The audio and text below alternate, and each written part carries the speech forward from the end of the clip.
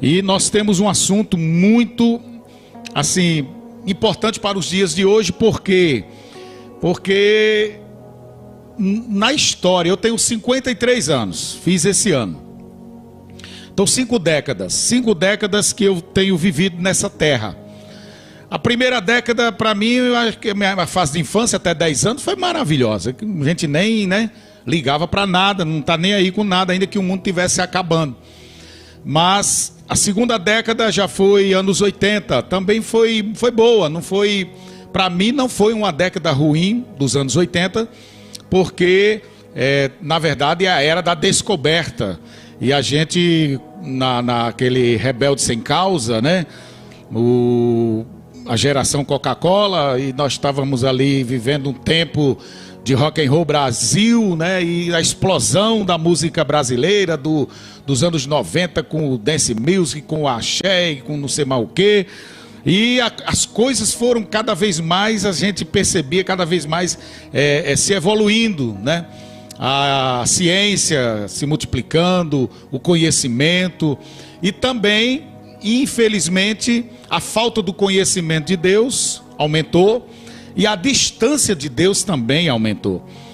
E quando praticamente a gente não se ouvia muito falar sobre isso, Apocalipse, só algumas vezes que a gente falava do fim do mundo, né? O fim do mundo, o mundo vai se acabar. E teve uma época que quando eu era criança, morava na rua do Rio, e disseram que o mundo ia se acabar. Aí ia se acabar no outro dia, tal hora. Aí a gente nunca tinha visto um helicóptero na vida. Eu mesmo nunca tinha visto. Aqui em São Bento, acho que aqui ninguém nem sabia o que era helicóptero. Se tinha alguém, eu não sei. A gente não tinha televisão naquela época, então a gente não sabia de nada. Era uns índios mesmo. E aí, na hora que o caba disse que o mundo saiu na rádio, não sei o quê, eu tava lá no meio da rua ali.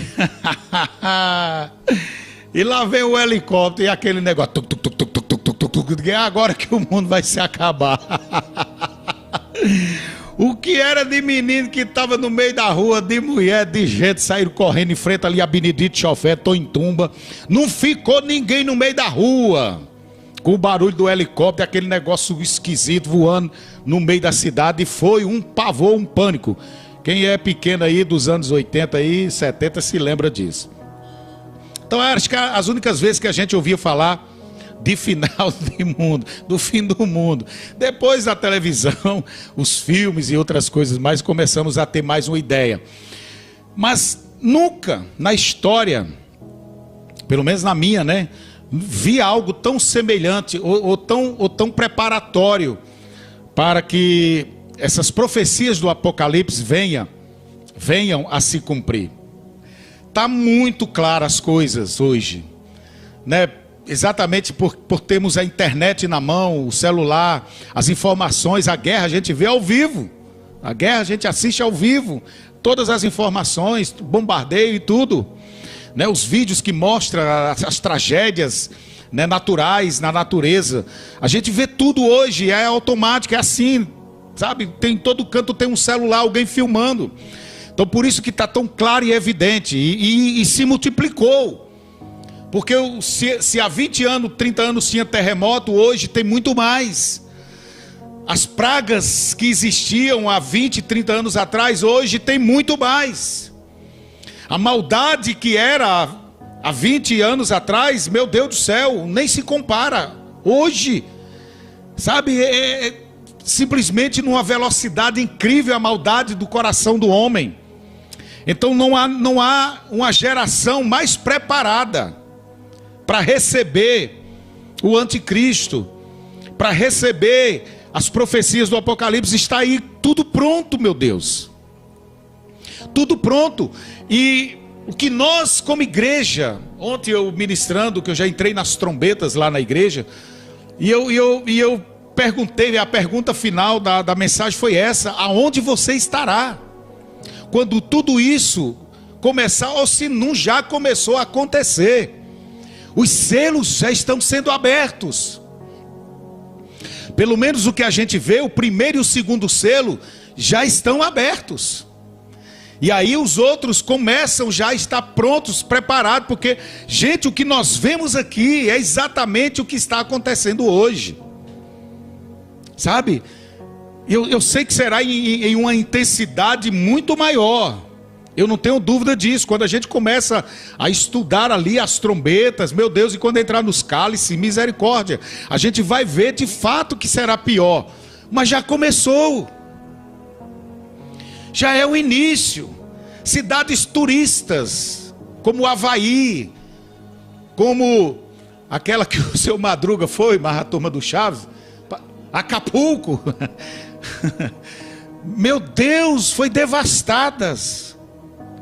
Uma pelo fogo, outra pelo vento, pela tempestade. Cidades inteiras sendo inundadas. A violência sem tamanho.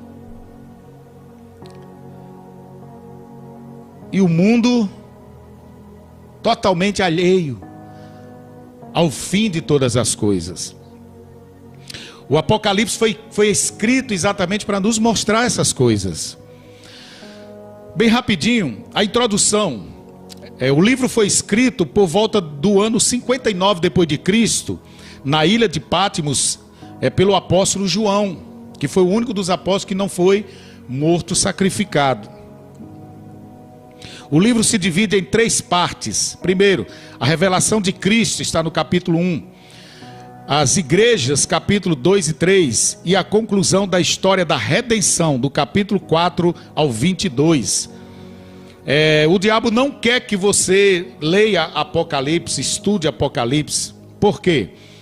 Porque Gênesis mostra, se Gênesis mostra, né, a queda do homem, e a primeira profecia, que foi o próprio Deus que profetizou para a serpente, declarando que um dia a cabeça dela seria esmagada.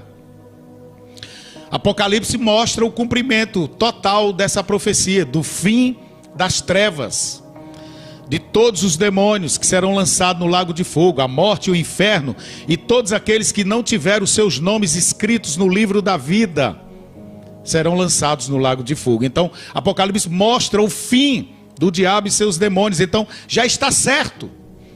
Já é certo o final dele. Ou seja, a sentença dele já está dada. Está faltando chegar a hora. Para alguns crentes, Apocalipse não é interessante porque ele fala que devemos ser fiel até a morte. Os crentes da Coreia do Norte, de países que perseguem os cristãos, sabe bem como é que é isso. Nós não, né? Nós não conhecemos, somos um país livre. A perseguição aqui é outra, é psicológica, né? É diferente, mas sofremos perseguição. Mas igual aqui não. Para outros, eles não gostam muito de Apocalipse porque eles não conseguem perseverar em nada. E Apocalipse diz que nós devemos perseverar até o fim. Apocalipse 2:25 está escrito isso. Do capítulo 4 ao 19 fala do julgamento e da ira de Deus. Fala de fenômenos sobrenaturais, pragas. Fala dos ais, que são 3, que é as 3 últimas trombetas. Fala de maldições, os avisos de Deus para essa humanidade, para esta geração. Fala da insignificância do materialismo. Pessoas que ajunta, não usufrui do suor do seu trabalho. Só ajunta. Não que você tem que ser um gastão, não que você tem que ser uma pessoa que não sabe trabalhar com o dinheiro. Não. Mas não usufrui de nada. O materialista só trabalha para uma vida terrena.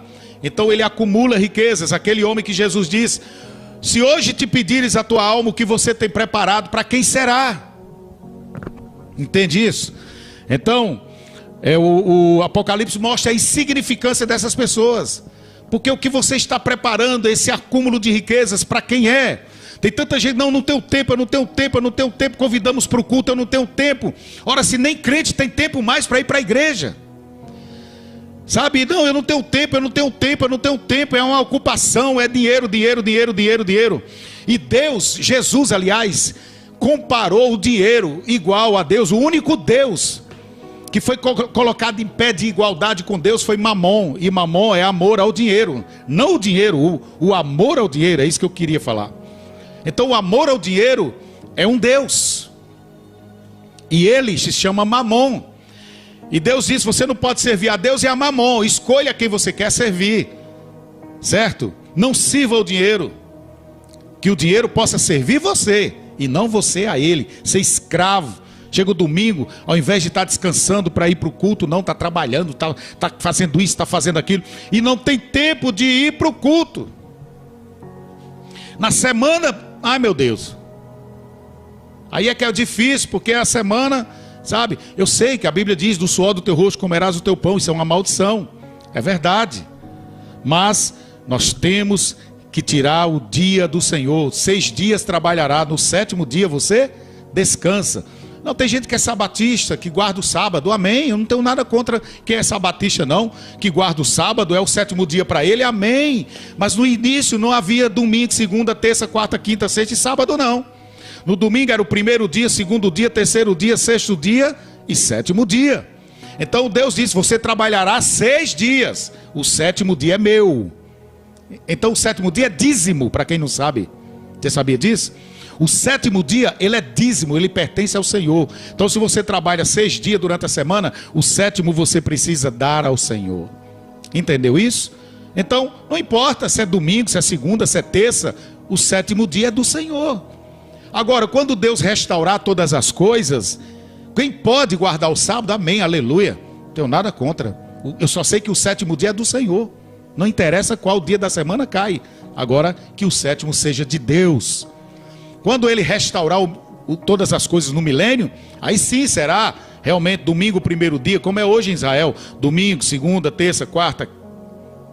Domingo, segunda, terça, quarta, quinta, sexta e o 7º dia. O sábado será realmente o 7º dia. Mas até lá, trabalhe 6 dias. Descanse 1. O próprio Deus fez isso. Por que queremos ser melhor do que Deus? E Deus está mostrando que nós precisamos descansar, porque o seu corpo não vai aguentar. Vai chegar uma hora que vai estar estressado, doente, vai morrer e vai ficar tudo aí. É ou não é? Então, queridos, não é a minha palavra. Isso pode ficar para outro dia. Mas nós precisamos compreender isso, certo? E Deus vai trazer juízo a essa terra. Nós não precisamos ser materialista, porque não vai haver mais espaço para o materialista. O universalismo também cai por terra com seus argumentos, quando diz que no final todos serão salvos.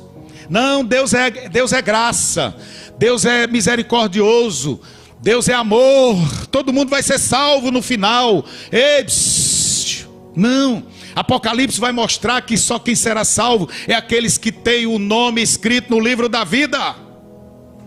É aqueles que receberam e lavaram suas vestes no sangue do Cordeiro. Apocalipse capítulo 7. Então vai desmanchar essa doutrina que todo mundo vai ser salvo, que Deus é amor. Não caia nesse engano, porque não é o amor de Deus que salva. Eita, vou chocar. Vou chocar você, pastor. Não é o amor de Deus que salva não. E é o quê?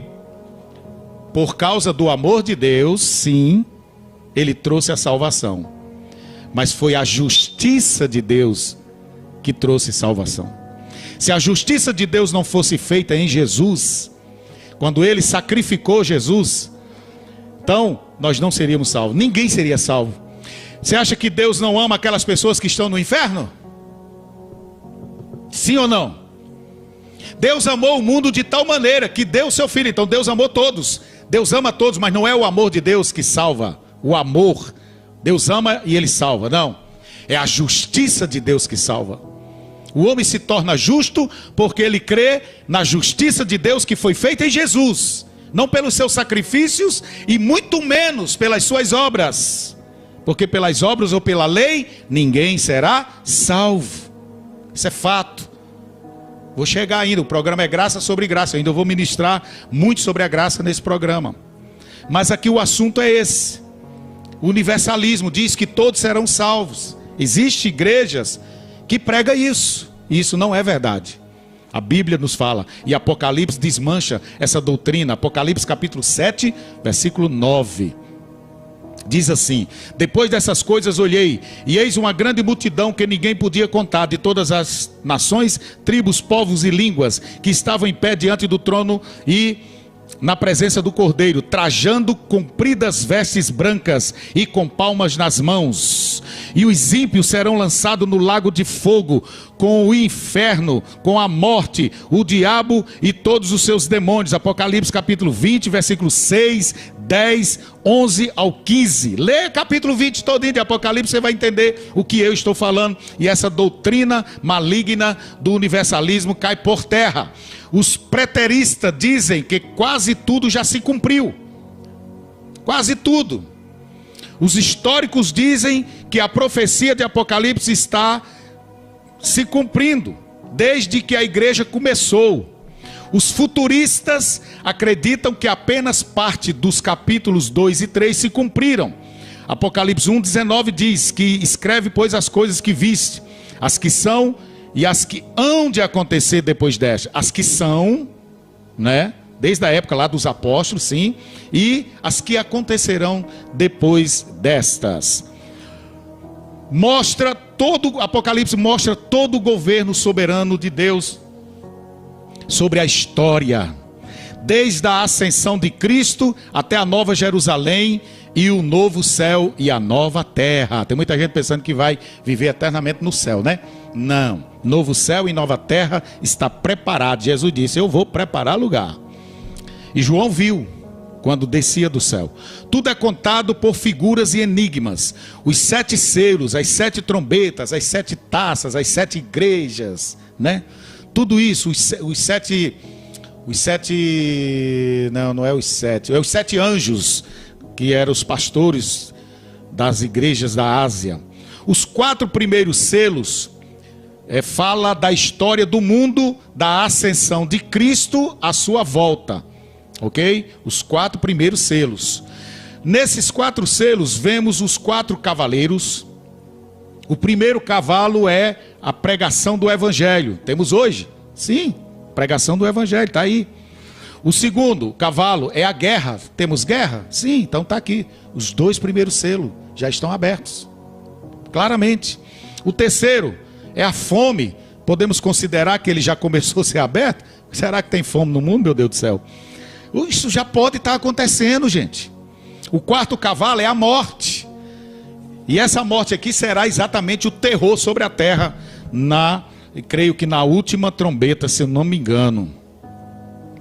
Então, queridos, deixa eu ver aqui, eu parei aqui. Temos aqui alguns minutos só. O 5º selo fala do clamor dos santos martirizados. Apocalipse 6, do 9 ao 11. Que a igreja começa a orar. E que é interessante que nós vamos falar no início sobre as trombetas. O que aconteceu aqui nesse capítulo 6, 7 de Apocalipse, né? Quando entra no 8. O 6º selo fala da grande tribulação. Apocalipse 6, 12 ao 17. O 7º selo são as 7 trombetas. As 4 primeiras trombetas fala do julgamento de Deus sobre a terra. O mar, o rio, falei delas, as 4 trombetas ontem no culto, que atingiu a terra, a vegetação, as plantas. Então note que vai haver fome, o preço, a carestia dos alimentos. Um meteoro que vai cair sobre o mar, um grande meteoro. E a NASA já fala desse meteoro vindo em direção da Terra. Você sabia disso?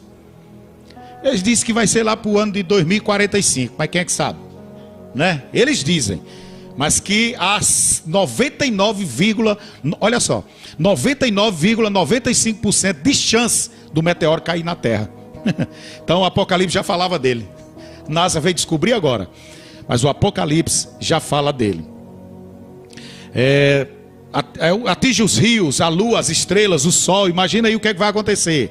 Uma parte do dia vai ser escura, então o dia vai ser menos. Depois a parte da noite é que vai ser grande, porque o dia diminuiu, então a noite vai ser comprida. Aí depois, não, a noite vai ser menor porque uma parte da lua também foi, entendeu? E vai ser uma loucura. Quando você pensar que fechou os olhos para dormir, amanheceu o dia. Ah, meu Deus. E você morrendo de sono e o dia não se acaba. Oxi, que negócio é esse? Cadê? Como é que não vai escurecer não? E abre a boca, vai ser uma loucura. As estrelas caindo. Tem estrela grande, enorme. Deixa para quando chegar nas trombetas, né? Estou só dando a introdução delas e dos selos. As três últimas, as quatro primeiras é exatamente atingindo a terra, não diretamente o homem, mas indiretamente o homem vai ser atingido, porque não vai haver peixe, não vai haver navio. Atinge os navios não vão poder mais transportar alimentos, entendeu? Então quem alimenta o mundo hoje? O agronegócio, o Brasil. Então imagina só, a primeira trombeta vai cair aonde? Na natureza, na vegetação. Será que não vai ser no Brasil uma parte? Porque vai ser a terça parte da terra. Eu não sei. Só sei que o outro vai ser no mar. O meteoro vai cair no mar, vai haver maremotos, vai destruir uma parte dos peixes, porque vai virar esse sangue e as águas do mar. E uma parte dos navios, das naus, serão destruídas. Não tem navio, não tem transporte de alimento. O mundo vai passar fome, gente. Jesus me ajude. A grande pergunta é essa: aonde você vai estar? As três últimas trombetas vai atingir diretamente os homens. É aí que o anjo grita: ai, ai, ai dos que habitam na terra, porque os três últimos anjos vão tocar as suas trombetas.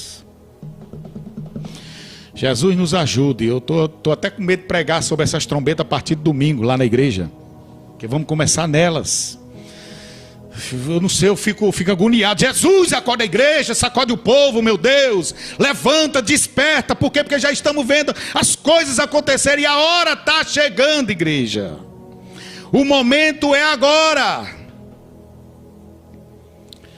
A quinta trombeta é o primeiro ai, a sexta trombeta, o segundo, a sétima trombeta, o terceiro. E aí entra a grande tribulação, aí, o juízo de Deus, a hora de Deus na terra. Apocalipse é a conclusão de tudo.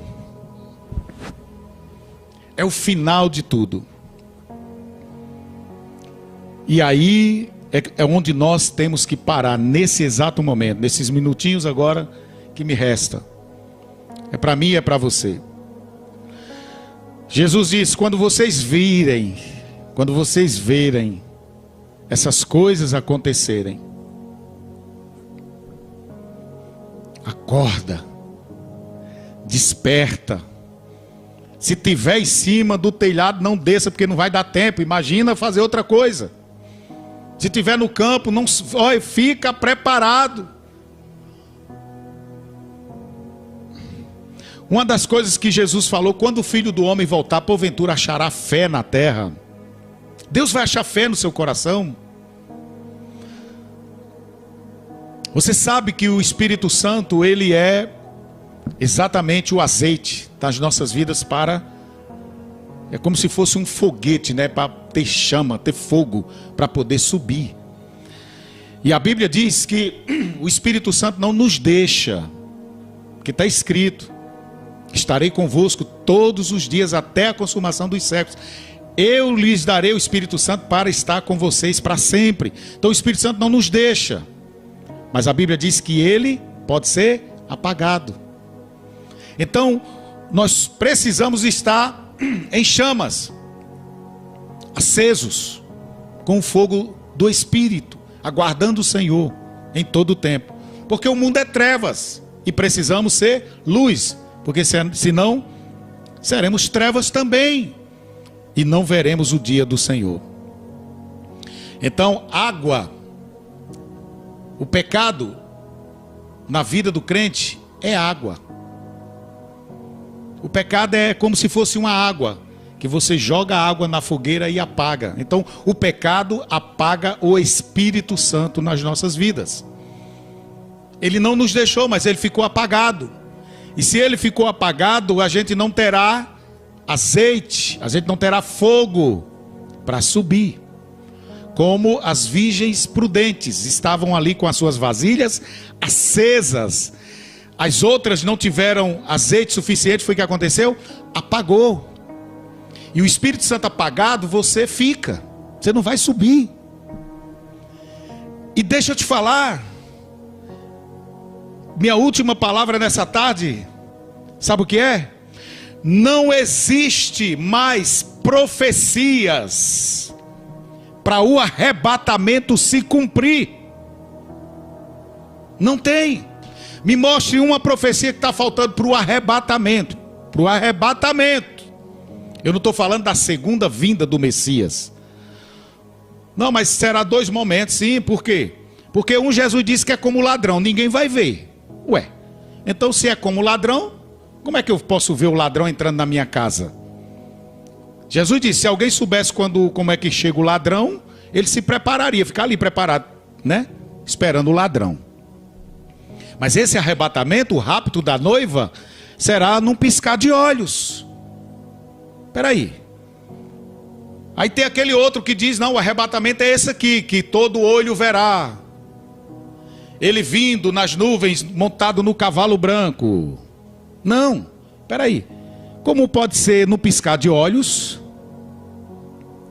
e ninguém verá, porque é como ladrão, de noite. Você está entendendo? Esse é o arrebatamento da igreja, daqueles que estão preparados. Você entendeu? E o outro arrebatamento é quando ele vier nas nuvens. Sim, a Bíblia diz que ele enviará os seus anjos. E aqueles que não aceitaram o número da besta, está escrito, aqueles que não aceitaram o número da besta, ele os arrebatará para si. E ali descerá, julgará o anticristo, a besta, o falso profeta, e estabelece o milênio junto com a igreja. E nós governaremos com Cristo durante 1000 anos. Então temos que estar pronto, porque o arrebatamento rápido da noiva, os que estão preparados, aqueles que Jesus falou, que nós tínhamos que estar exatamente esperando, aguardando, eis o noivo. Se o arrebatamento é a vinda do Cordeiro, então onde é que vai ser as bodas do Cordeiro? Aonde vai ser? Então quer dizer que ele vem, arrebata e volta, e depois dos 7 anos? Entende? Então eu não vejo essa doutrina, mas tem quem crê, amém? Eu prefiro crer no que a Bíblia diz. O rapto da noiva será como um piscar de olho, e de noite como um ladrão chega de repente. Ninguém verá. Depois o segundo, que é a vinda, depois dos 7 anos, aí sim, todo olho verá, montado num cavalo branco, vindo dos céus. Aleluia, amém? Nós vamos estudar isso devagarzinho, mais lá na frente. Deus abençoe. Quero que você fique com essa palavra e que possa despertar o seu coração nesse dia. Desperte bem o seu coração, seu espírito, para que você e eu, todos nós estejamos aqui preparados, aguardando a trombeta tocar. E quando a trombeta tocar, iremos sumir dessa terra. Amém? Vamos orar então? Pai, em nome de Jesus, te agradecemos por esse momento muito especial, onde podemos compartilhar com os teus filhos a tua palavra. Que o teu Espírito Santo continue ministrando ao coração de cada um, e que cada um possa compreender e entender a revelação da tua palavra, Senhor. E assim nós, compreendendo as Escrituras, somos despertados no Senhor para estarmos prontos, aguardando a vinda do Cordeiro vir buscar a sua igreja.